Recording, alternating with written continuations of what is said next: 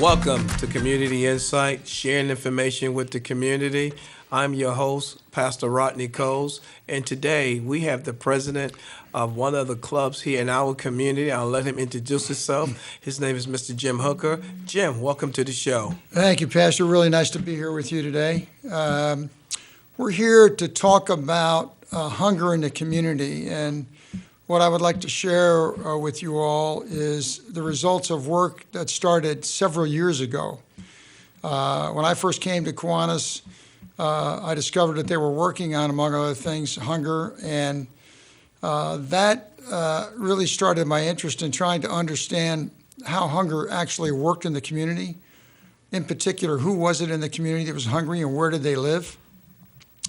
That search, which was done by myself and several other members of the Kiwanis Club of Golden Cay, took us on a 2-year journey around the county, and we actually wound up visiting all the folks, a number of folks here in the city, including members of the city council. We visited folks in the county at the school system. We visited folks who manage the SNAP program, sometimes called food stamps.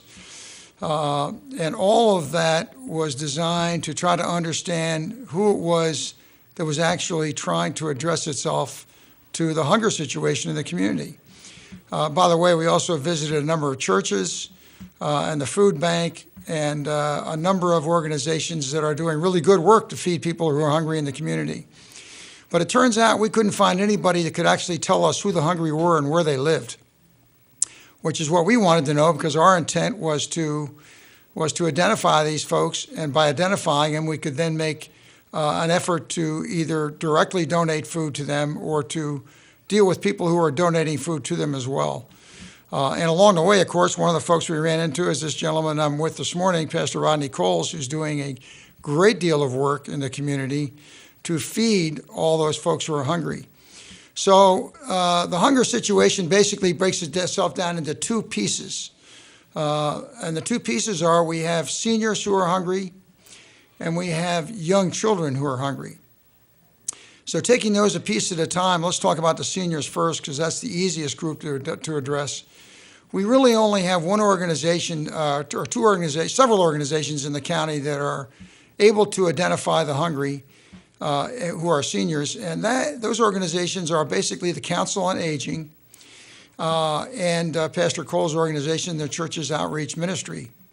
And the way they identify them is they actually have made, in the case of Church's Outreach Ministry, made themselves available to the community so people know that they have food available for seniors, and seniors come to them and say, we're hungry, and they have a program where they actually identify and verify that these folks really are hungry, and then they provide food to them.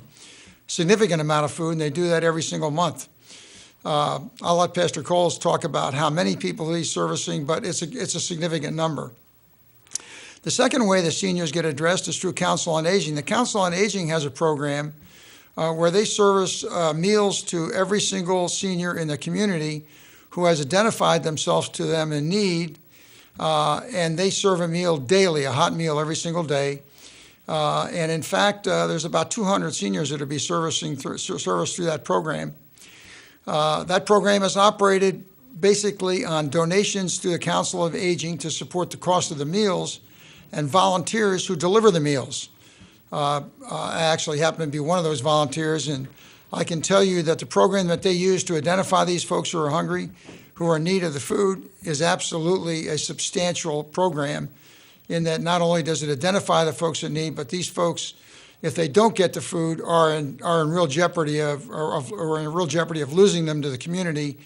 And in fact, we have a waiting list of about 100 people who are desirous to get food, but are unable to get it because we don't have volunteers and we don't have money to support that effort. It turns out every year we lose somewhere between 5 and 10 of those folks who never actually get a meal.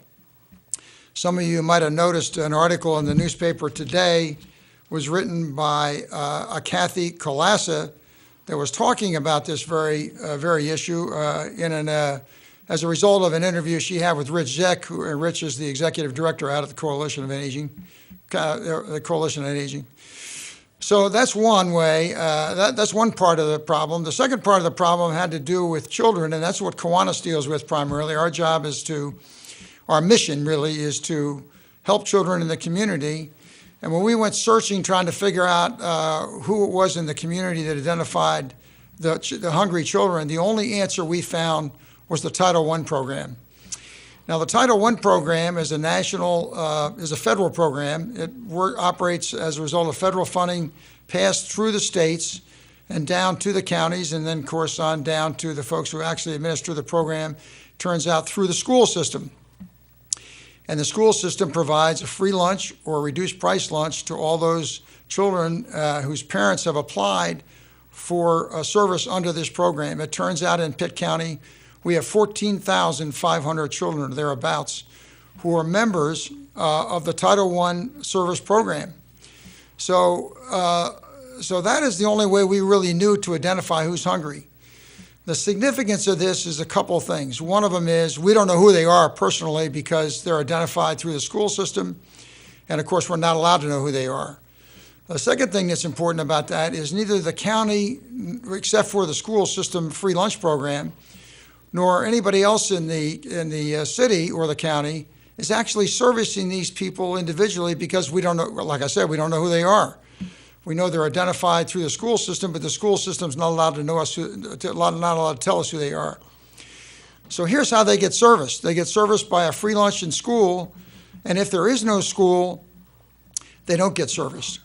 Or on weekends, there's a number of churches, about 18 in the community, including Pastor Cole's effort and some of the folks that are associated with his church's outreach ministry, and the Interfaith Clergy Group, which meets once a month, which is a group of pastors and related folks who are interested in understanding needs in the community and servicing it. And through those organizations and through independent work by folks who have just seen hunger in the community and decided to service it, they have connected churches to the school system to make it work. That is to say, to provide food for children on weekends. So let me tell you how that works. I happen to be a member of Covenant Church. The lady who operates the book bag program at Covenant Church, her name is Frances Van Cleef. She has started a group in that church that has been servicing now Winterville Primary for about 8 years. And they've been feeding every weekend between 40 and 75 children who are hungry. And here's how that works. The social worker and the guidance counselor at that school identifies the children who are hungry. They get permission from the parents to give them a book bag every weekend. And the number of book bags that are needed to feed those children is passed to a Covenant Church, Frances Van Cleef in this case, Van Cleef. And she puts together an organization that gathers the food and fills the bags every weekend and then delivers them on Thursday night or Friday morning to the school, and the school then provides those bags to the children who are in need. So that's the only way we found that these children who are hungry on weekends are actually getting fed. Now, that's not to say there's not a number of organizations in the city that aren't really working on this. The Boys and Girls Club, the Joy Soup Kitchen, Pastor Cole's, a number of churches. There's a lot of places where people are doing something about food. And the way that works is if you walk in and you're hungry, they're going to feed you. But it's not like they've identified the people who are hungry and they're actually trying to service the children in that case. They're actually just feeding people who come in off the street who say, I'm hungry, and they give them a meal. Well, let me ask you a question. I want to get you some air back inside you, Yes. because if not, we're going to lose you on this platform here. There's a miss of identifying the people still out in our community, and I truly believe that, you hit a lot of areas there, which my heart falls there, is making sure that people being fed, our senior citizens, and especially our children. I think it's nothing bad when a child may be going to school or on the weekends doesn't have anything to eat. And I do understand that a lot of things you do, and I'm going to just speak about you for a moment, is to make sure to identify those areas and working with the school system. I can't probably call her name out on here, but there's working with the social workers to be able to identify some of them, those children, so they have to be in book bags. One of the things that you also put in place, Jim, and I thank you for putting that in place with the Golden K Club, the Kwanzaa Club, was one of the things was doing with the holidays, because they was helping them with the book bags on the weekend, but then it came those days like on Easter, Passover, I call it, time, and then the Christmas, and helping bringing those book bags for them, for the family, for those weekends while they home, especially around the Christmas time, which they have about 14 days. Let me ask you this question here. How could people get more involved if they want to get involved with the things that you're doing, or also find out if some support that can be added to that, Jim? Okay, so there's a couple of answers to that. The first thing is, with Pastor Cole's leadership, we've actually started using grants to support this holiday feeding that he's talking about. And let me just go back and say that we have, over Easter, we have about 7 days the children are off from school. There's something in the order of 16 or so days they're off over the Christmas and New Year's break. And there isn't any effort that we're aware of in the community besides this effort that we started about a year ago to feed the children over those holiday periods. Although I know that some churches and some other organizations work on that holiday period. For example, there's also effort to give turkey dinners and Thanksgiving and things like that. But I'm talking particularly about the children who have already been identified through the Title I program who are hungry, and using the social workers and the school system who knows who these children are to identify them to us so that we can actually service those children. This is the key. The key is to really know who the children are that are hungry and to get the food directly into their hands. And as Pastor well knows, because he's run charity for a long time, I was a former chief operating officer of a charity. The number one thing you want to do if you're running a charity is you want to make sure the dollars you get from the community, from the people donating, goes directly into the result that you're trying to get in that charity. And if it's delivering food to children, you want to put the food in the children's hands. That's how you actually know. So the best way to know that is to know who those children are, and the best way to know who the children are is to know it through the school system. So that's what we've learned, that's what we're doing, that's how we do it. Now, how you actually can help, there are a couple of ways. One is we need churches who are in areas where these children are hungry to step up. Because if churches don't step up, we have no way to actually put together the food bags that can actually go to the schools where the need exists. And so we know that we have great needs. We have great needs down around the river on both sides, for example. And we've been working very hard to try to understand exactly where those children are that are hungry, and to identify the pastors in the churches that can actually help. Pastor Coles has been very intimate to that. In fact, he's actually going to be the guy that's going to probably take these situations to the pastors when we identify them. And we've begun to do that. Pastor, you want to talk a little bit about that for us? Yeah, one of the things that I have done working along with you, Jim, is to identify those areas that still need help and getting the pastors involved with that. What Jim have done is a great job of different areas. There have been a few pastors that actually is joining on now. Also had a meeting with them previously and what we need to do with that. But also I want to speak about one of the pastors, Pastor Roger, is his last name? Haithcott. Good man with Rose Hill. And I kind of explained to them that he would train you. He does a powerful training and helping, and he does it basically every week, every Wednesday.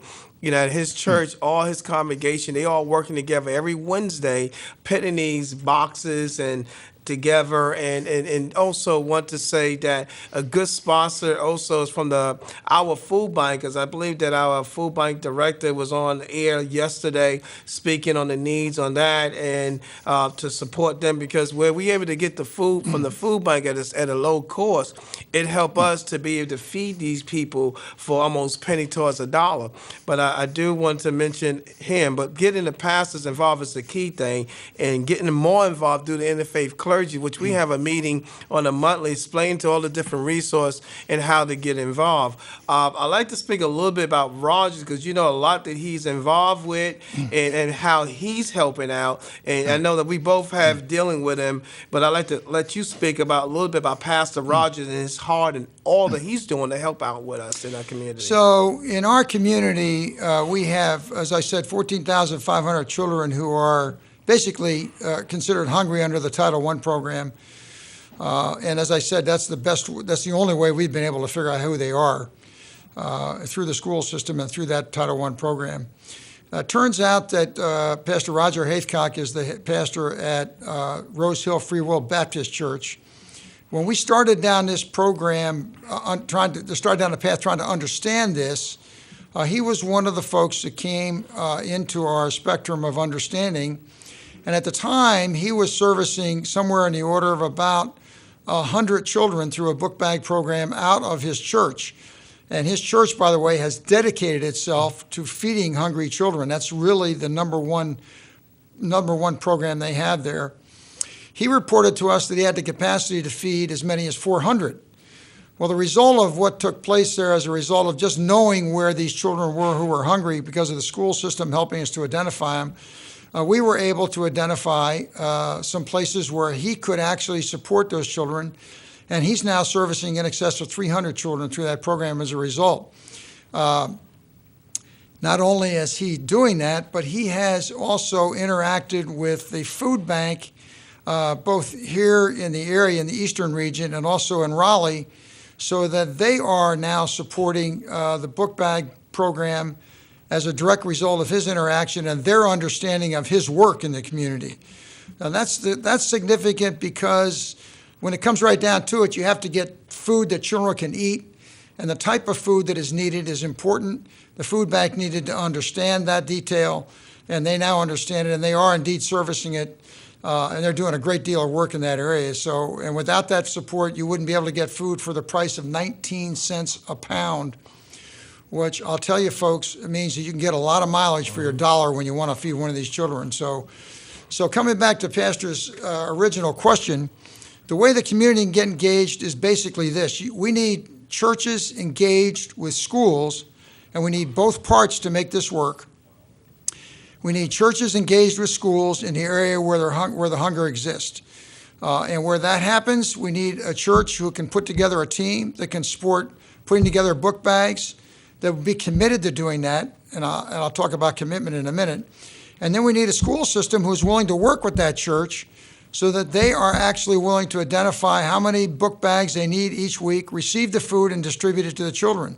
And without both parts of that working, we're not going to really get the food to the children because there isn't any other way that we've seen that it actually can work effectively to do that, make that happen.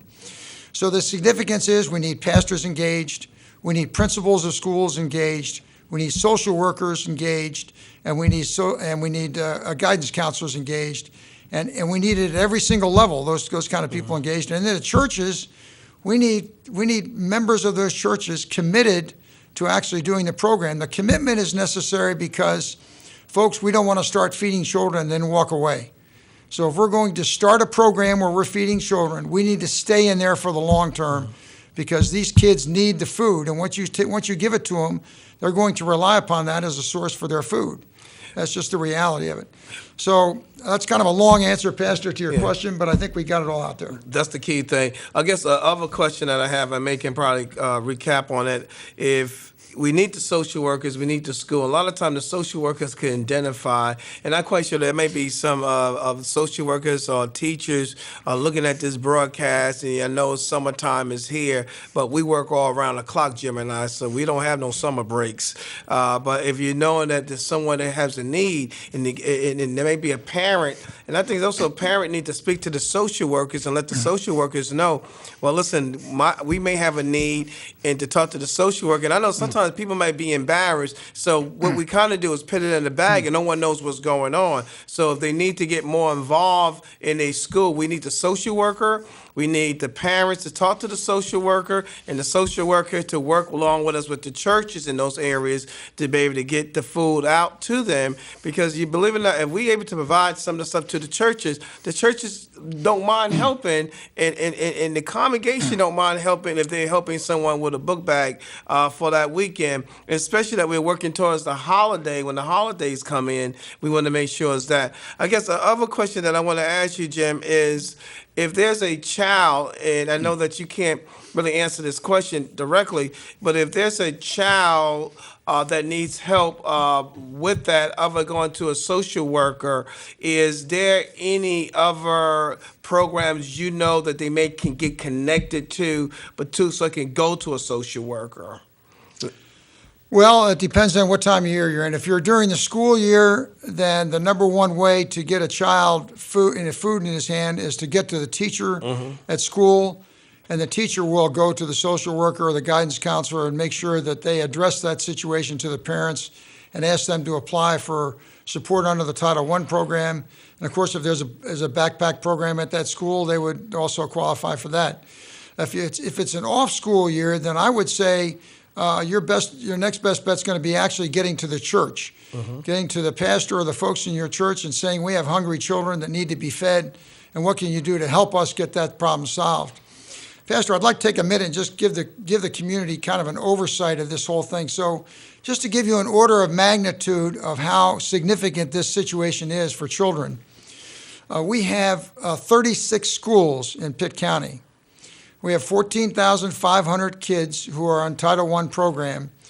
As best as we can estimate right now, we have 800 of those children, that's about 6%, who are being serviced under the backpack program. So that means the balance of those children on weekends and holidays are finding food some other way, or they're not getting fed.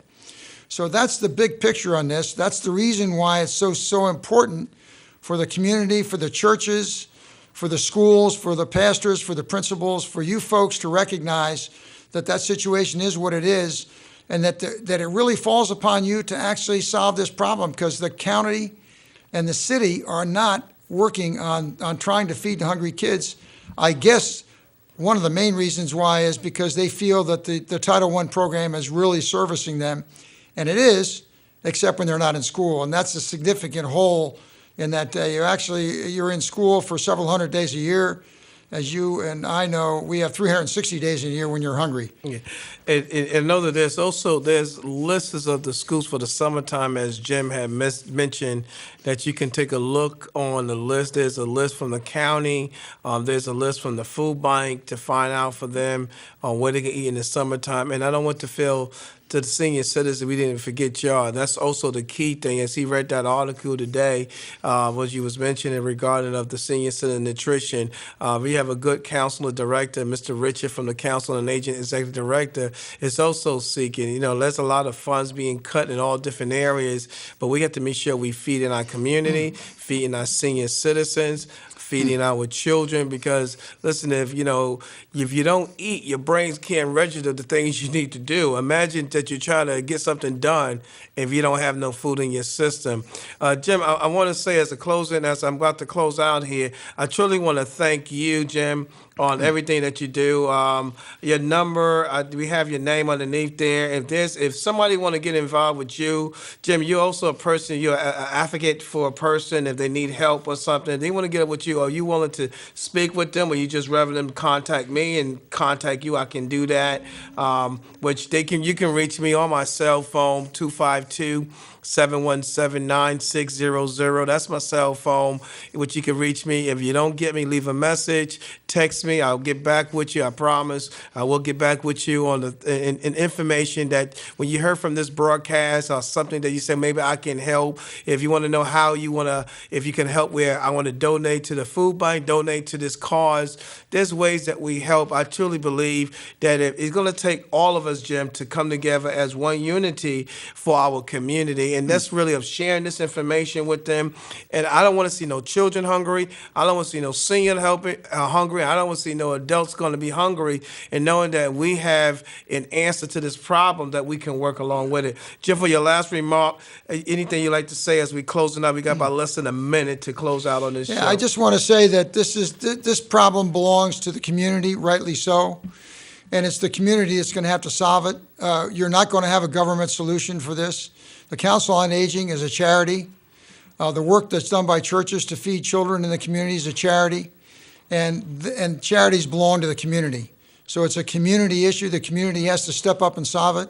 And our message here today is we need you to be engaged in this problem because it can't get solved any other way. I thank you very much for hearing our story.